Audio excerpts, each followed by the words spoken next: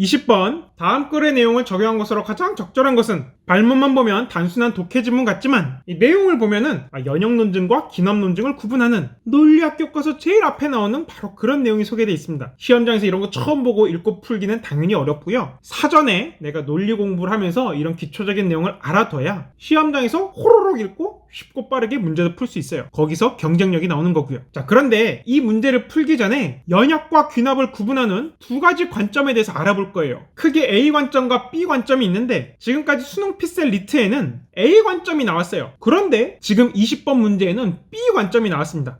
그럼 앞으로 B 관점에 근거해서 7급 피셋이 치러질까요? 그건 몰라요. 왜냐? 교수님 따라 A 관점을 채택하는 사람도 있고 B 관점을 채택하는 사람도 있어요. 그러니까 누가 들어가는 애에 따라 달라질 수 있는 거니까 둘 다 우린 잘 알고 있어야 돼요. 어떤 합의된 하나의 기준이 있는 게 아니라서 그렇습니다. 먼저 A 관점, 연역이라는 것은 타당한 추론이다. 그리고 귀납은 타당하지 않은 부당한 추론이다 라고 보는 관점입니다. 그렇다면 타당하다는 뭐냐? 요 확률값이 1, 100%인 추론을 가리켜요. 무슨 말이냐? 이건 조건부 확률이란 건데 요렇게 읽어요. 전제가 참일 때 결론이 참일 확률, 이게 1이라는 것은 100%다. 즉 전제가 참이라고 했을 때 결론이 100% 참이 된다 라는 의미고, 그런 의미를 전통적으로 연역 추론 혹은 타당한 추론이라고 했어요. 그리고 전제가 참일 때 결론이 반드시 참이 아니라면, 전제가 참이라고 해도 결론이 거짓일 확률이 요만큼이라도 있으면, 그래서 100%가 아니면은 그런 걸 귀납이다, 부당한 추론이다 라고 했었습니다. 시험에는 이런 식으로 연역과 귀납을 어떻게 나눈다? 전제가 참일 때 결론이 거짓일 가능성이 있느냐 없느냐,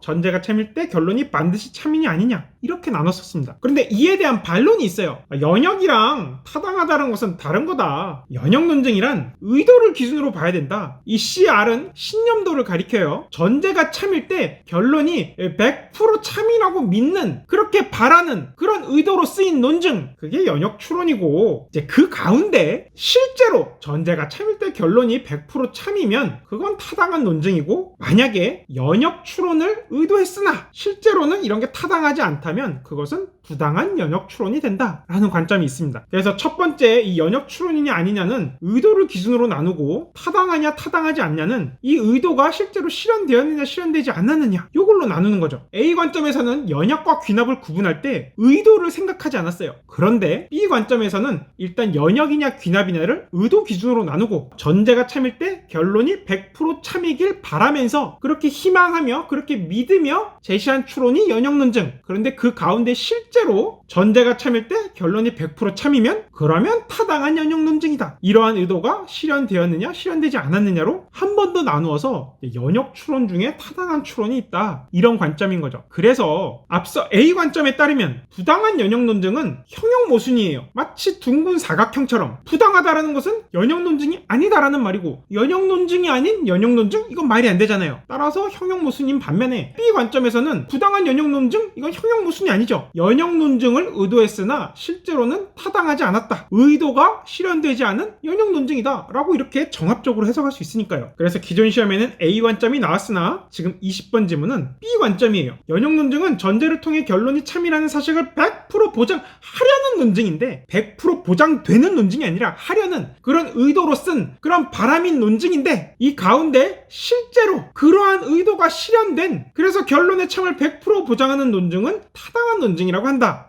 이 지문의 관점 뭐다? B의 관점. 의도를 기준으로 연역과 귀납을 나누고, 이제 그 연역 중에서 실제로 전제가 결론의 참을 100% 보장하면 타당한 논증, 아니면 부당한 논증, 이렇게 보고 있구나. 좀 감이 잡히는 것 같나요? 떨어지면 안 돼요. 반면 귀납 논증은 전제를 통해 결론을 개연적으로 뒷받침하려는 그런 의도의 논증이다. 의도, 바람, 의도, 바람. 딱 느껴지죠? 참고로 귀납이 개연적이니까 연역은 필연적이라는 말로 바꿀 수가 있겠죠? 100% 보장한다, 필연적으로 보장한다. 이렇게 대립상을 이루는 개념이라고 보면 돼요. 자, 이러한 귀납 논증 중에도 뒷받침 정도가 강한 것도 있고 약한 것도 있다. 귀납 논증은 형식의 측면에서도 여러 가지로 분류될 수 있는데, 이 중 우리가 자주 쓰는 귀납 논증은 다음과 같은 것이다. 먼저 보편적 일반화. 유형 1에 속하는 N개의 개체를 조사해보니 이들 모두에서 속성 P를 발견하였다. 따라서 유형 1에 속하는 모든 개체들은 속성 P를 가질 것이다. 지금 N개만 조사한 후에 모든 개체가 N계가 그럴 것이라고 추측하죠? 이게 귀납 논증인 이유는 뭐예요? N계는 P였지만 관찰되지 않은 어떤 게 P가 아닐 가능성이 있기 때문에, 즉 전제가 참이라 하더라도 결론이 거짓일 가능성이 있기 때문에 이 논증은 전제가 결론을 개연적으로 뒷받침합니다. 이때 N의 숫자가 막 커지면 커질수록 뒷받침하는 정도는 강해지겠고요. N이 적으면 적을수록 뒷받침하는 정도가 약해지겠죠. 이것도 나중에 강화약화 문제 풀 때 쓰이는 개념이니까 여기서 정리를 해주세요. 자, 그럼 통계적 일반화는 뭐냐? 유형 1에 속하는 N개의 개체를 조사해보니 아까는 모두 속성 P였는데 여기서는 N개 중에 M개가 속성 P래요. 통계적, 확률적인 개념이 들어가죠? 자, 따라서 유형 1에 속하는 모든 개체 중 N분의 M이 속성 P를 가질 것이다. 이게 귀납 추론인 이유는 뭘까요? N개 중에서는 M개만 속성 P를 가졌지만 이를 전체 개체로 확대했을 때 이 비율이 그대로 유지될지 유지되지 않을지 알 수가 없어요. 만약에 이 N개의 개체가 유형 1에 속하는 모든 개체를 골고루 대표하고 있다면 이 결론은 강한 귀납 추론이 될 거고요. 그렇지 않고 이 N개가 편향되어서 뽑혔다면 이 논증은 약한 귀납 논증이 되겠죠. 예를 들어 우리가 대선 조사를 할 때 전수 조사를 할 수가 없잖아요. 그래서 표본을 뽑아요. N개의 표본을 뽑아보니까 그 중에 N명이 어떤 후보로 지지하더란 말이죠. 그리고 이를 토대로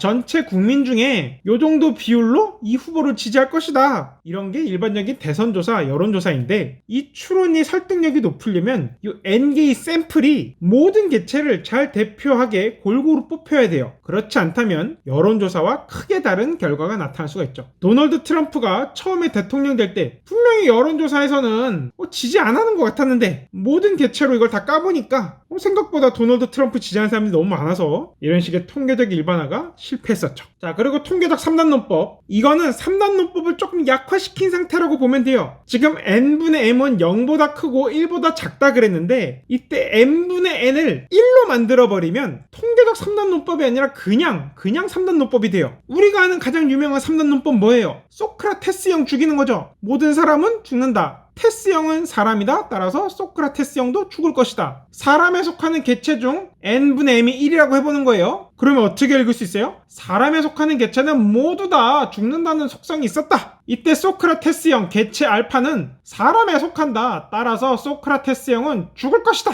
3단론법이랑 똑같죠? 그런데 이때 n분의 m을 0보다 크고 1보다 작게 만들어버리면 그러면 통계적 3단론법이 된다. 개체 알파가 유형 1에 속한다 하더라도 P라는 속성을 안 가질 수도 있죠. 얼마의 확률로? n분의 n-m의 확률로. 이처럼 거짓일 가능성이 있기 때문에 이 추론은 귀납 논증이고 언제 강해져요? n분의 m이 1에 가까울수록 강한 논증이 되고 0에 가까울수록 약한 논증이 되죠. 참고로 이 통계적 3단론법은 전권 긍정이라는 것과 비슷해요. 전권 긍정은 A이면 B이고 A이다 따라서 B이다 라는 타당한 논증 형식인데, 자, 유형 1에 속하면 P였어. 유형 1에 속해? P야. A, B, A 따라서 B. 이런 식의 순서. 요게 바뀌면 안 된다는데 주의하세요. 앞서 배운 후권 긍정의 오류랑 헷갈리지 말라는 거예요. 후권 긍정은 오류였지만 전권 긍정은 타당한 논리식이다. 아주 대표적인 연호 추론의 한 방식이고 통계적 3단론법은 이거를 귀납 추론으로 좀 약화된 형태로 만든 거다. 이렇게 이해하고 넘어가겠습니다. 자, 끝으로 유비 추론. 유추라고도 많이 하죠. 유형 1에 속하는 개체 알파가 P1, P2, P3이라는 속성을 갖고 유형 2에 속하는 개체 베타도 똑같이 P1, P2, P3을 갖는다. 그리고 이때 개체 알파가 P4를 갖는다는 사실이 발견되었다. 자, 그리고 이로부터 유형 2에 속하는 베타도 알파처럼 P4를 가질 것이다 라고 생각하는 게 바로 유비 추론입니다. 전부 기호로 설명이 나와서 좀 어렵긴 한데 비유를 들어볼게요. 고양이과에 속하는 얘 보시면 저랑 같이 눈도 있고 코도 있고 입도 있어요. 귀도 있고요. 그런데 얘 보니까 이렇게 꼬리가 있다라는 속성이 발견됐어요. 유비 추론하면 뭐예요? 저도 꼬리가 있을 것이다. 이렇게 추론하는 거죠. 왜 귀납 추론인지 알겠죠? 따라서 앞부분이 아무리 참이라고 해도 결론이 거짓일 가능성이 있어요. 이 유비 추론인 게 가장 많이 쓰이는 게 의약품 실험이거든요. 사람한테 곧바로 어떤 약을 실험할 수 없으니까 일단 동물한테 적용해 보는 거죠. 쥐랑 사람이랑 똑같이 요러요러한 포유류한 속성을 공유해. 근데 이 약을 먹였더니 쥐한테서 이런 효과가 나타났네. 그렇다면 사람한테서도 이런 효과가 나타나겠지. 하지만 이게 항상 참인 건 아니에요. 귀납 추론이니까. 예를 들어 인간에게 아주 축복인 페니실린, 이건 쥐에게 먹이면요 기형아를 낳게 돼요. 하지만 인간에게선 그러지 않거든요. 거꾸로 수면제 혹은 입덧 입덧 방지제로 이름을 날렸던 탈리도마이드라는 약은 쥐에서 아무런 부작용이 없어요. 근데 사람이 먹으면 기형아를 낳게 돼요. 그래서 유럽에 탈리도마이드로 인한 엄청나게 많은 기형아가 많이 나왔었죠. 이 유비추론의 한계다. 귀납추론이기 때문에. 참고로 이 유비추론의 참일 가능성을 높이려면 핵심적인 속성, 이게 많아지면 돼요.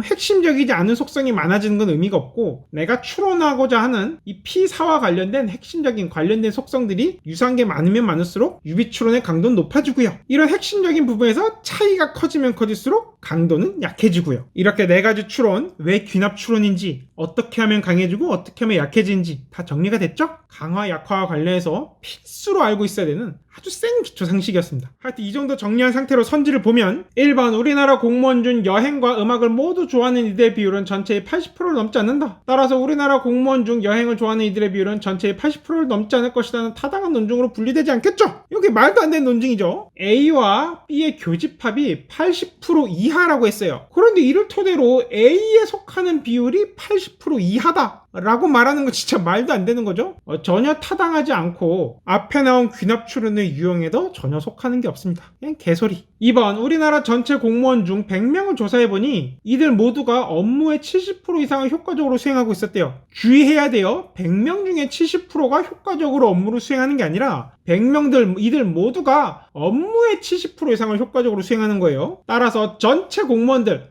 지금 100명에서 전체로 일반화가 이루어지죠. 이들이 모두 업무의 70% 이상을 효과적으로 수행하고 있을 것이라는 보편적 일반화로 분리된다. 앞에서 살펴봤던 보편적 일반화에 딱 들어맞으니까 2번이 정답이죠. 3번 우리나라 공무원 중 30%가 운동을 좋아한다. 이건 모든 공무원 중 30%가 운동을 좋아한다는 거죠. 따라서 우리나라 20대 공무원 중 30%는 운동을 좋아할 것이라는 통계적 일반화라 그랬는데, 지문에 나왔던 통계적 일반화는 일부를 관찰해서 전체로 확대시키는 거였어요. 근데 이거는 모든 공무원에 대해서 안 후에 갑자기 20대 공무원으로 확 범위를 줄이는 거죠. 굳이 말을 만든다면 통계적 특수화지 일반화라고 볼 수는 없습니다. 참고로 3번이 귀납추론인 이유는 뭐죠? 50대 이상에서 거의 7, 80% 운동을 좋아하고 20대 공무원 중에는 10%의 비율로 운동을 좋아할 수도 있으니까. 그렇게 해도 평균을 내면 30%가 운동을 좋아한다가 되잖아요. 전제가 참여도 결론이 거짓일 수 있기 때문에 이거는 전제가 결론을 개연적으로 지지하는 귀납추론에 해당합니다. 하여튼 통계적 일반화가 아니라서 틀렸다. 4번 해외 연수를 다녀온 공무원의 95%가 정부 정책을 지지한다. 뭔가 통계적 3단 논법이랑 비슷한 느낌이 들죠? 공무원 갑은 정부 정책을 지지하고 있다. 뭔가 좀 느낌이 쎄해요. 통계적 3단 논법에서는 이 개체가 해외 연수를 다녀온 공무원이었어야 돼요. 이 A에 속해야 되는데 갑자기 P에 속하는 공무원이 탁 제시된 거죠. 그런 후에 따라서 갑은 해외 연수를 다녀왔을 것이다. 이거는 통계적 3단 논법으로 분리되지 않습니다. 왜? 통계적 3단 논법은 전권 긍정이랑 비슷하게 생겼어야 돼요. 근데 이건 뭐랑 비슷하게 생겼어요? 후권 긍정이랑 비슷하게 생겼죠? A면 P이다, P이다, 따라서 A다. 이거는 앞서 봤던 통계적 3단 논법이랑 다릅니다. 전권 긍정과 후권 긍정은 항상 여러분들이 아주 민감하게 구분할 수 있어야 돼요. 끝으로 5번 임신과 출산으로 태어난 을과 그를 복제하여 만든 병은 유전자와 신경구조가 똑같다. 그럼 유비추론은 어때야 돼요? 이때 을에게 어떤 특징이 있을 때, 을에게 어떤 특징이 있을 때 병이 어떤 특징이 있을 것이다. 이런 식으로 전개돼야 되죠. 그런데 이 글은 갑자기 을과 병 둘 다 80세 이상까지 살 것이다. 이런 식으로 추론을 해요. 을도 80세 이상, 병도 80세 이상. 이런 거는 유비추론이 아니죠. 유비추론은 을이 이런 특징이 있다는 걸 근거로 결론으로 병도 이런 특징이 있을 것이다 라는 걸 제시해야 되는데 갑자기 둘 다 이런 특징이 있을 것이다. 이걸 결론으로 제시하는 건 유비추론이 아니다. 20번 문제 풀이만 하려고 하면 정말 쉽게 풀 수 있으나 시험에 필요한 중요한 기초 개념이 하도 많이 녹아 있어서 제가 아주 자세하게 설명을 해봤어요. 잘 복습해 주시고 정리해 주길 바랍니다. 여러분이 칠 시험에 반드시 또 나올 거예요. 진짜로. 다음 문제.